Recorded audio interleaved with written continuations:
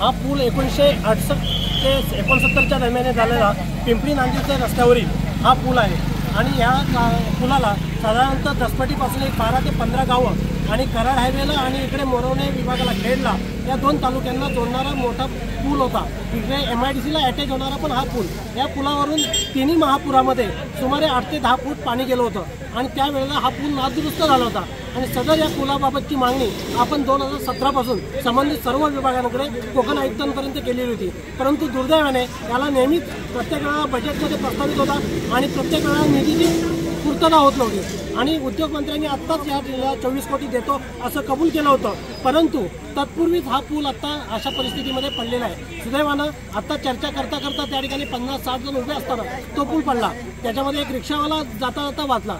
अशा परिस्थितीमध्ये 50 ते 60 जणांचे जीव देखील आता या ठिकाणी वाचलेले आहेत। गांभीर्याचा विषय असा की गेले 8 ते 10 वर्ष या पुलाबाबतची मागणी होत असताना प्रशासनानं या विषयाची गंभीर दखल घेतली नाही। यासकट आणखी 2 पुलांची मागणी देखील आपण केलेली आहे जे याच हायवेला या मार्गाला जोडतात आणि आता मेन गणेश उत्सवाच्या काळामध्ये या दसपटी भागातील पुणे मुंबईकर येणाऱ्या लोकांसाठी आणि गणपती चाकरमान्यांसाठी येणारी जी वाहतूक आहे ही वाहतूक करणं फार जड जाणार आहे, कारण अंतर्गत खडकोली मार्गाचा जो वाहतुकीचा मार्ग आहे तो फार नॅरो आहे आणि त्या ठिकाणी जड वाहतूक वगैरे करता येणार नाही। MIDC कारखानदारांची जी वाहतूक आहे ती पण पूर्णतः ठप्प होणार आहे। एकूणच दळणवळण यंत्रणा ही फार ठप्प झालेली आहे।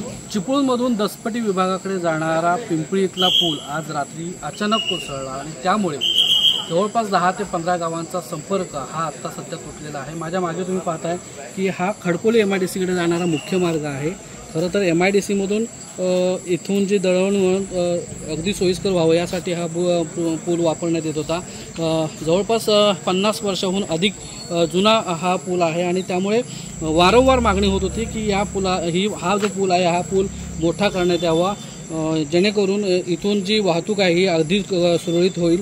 मात्र 2021च्या महापुरानंतर देखील वारंवार मागणी करून या पुलाकडे दुर्लक्ष करण्यात आलं असं इथल्या स्थानिकांचं म्हणणं आहे आणि त्यामुळे अनेक पूर या पुलाने अनुभवले आहेत। अनेक पुराचा फटका या पुलाला बसला होता, त्यामुळे हा पूल कमकुवत झाला होता आणि दळणवळणाचं जे साधन आहे 10 ते 15 गावांना जोडणारा हा पूल असल्यामुळे या पुलावरून वारंवार वाहतूक होत होती आणि असं असताना या पुलाची डागडुजी होणं खरं तर गरजेचं होतं, मात्र असं झालेलं नाही आहे। आणि आज रात्रीच्या सुमारास आधी या पुलाला तडे गेले आणि या तडे गेलेले पाहणी करण्यासाठी या ठिकाणी जेव्हा अधिकारी आले त्यांच्या डोळ्यात दखत हा पूल आहे हा नदीमध्ये कोसळल्याची घटना घडलेली आहे। खरं तर सध्या या मार्गावरची जी वाहतूक आहे ही सध्या पूर्णपणे बंद आहे आणि खबरदारी म्हणून प्रशासनाने या दोन्ही बाजूला जे आहे ते बॅरिकेडिंग केलेलं आहे।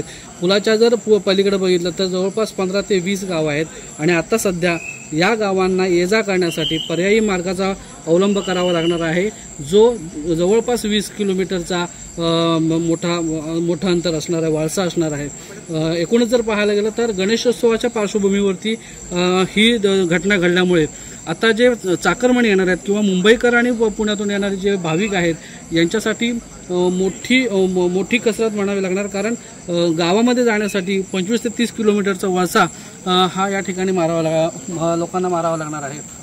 एकूणच जर बघितलं तर पुलाची जी दुर्घटना घडलेली आहे यामध्ये कुठलीही जीवितहानी झाली नाहीये, हीच कुठेतरी सुदैवाची गोष्ट म्हणावी लागेल। स्वप्नील घाग, ABP माझा, चिपळूण, रत्नागिरी। ABP माझा, उघडा डोळे बघा नीट।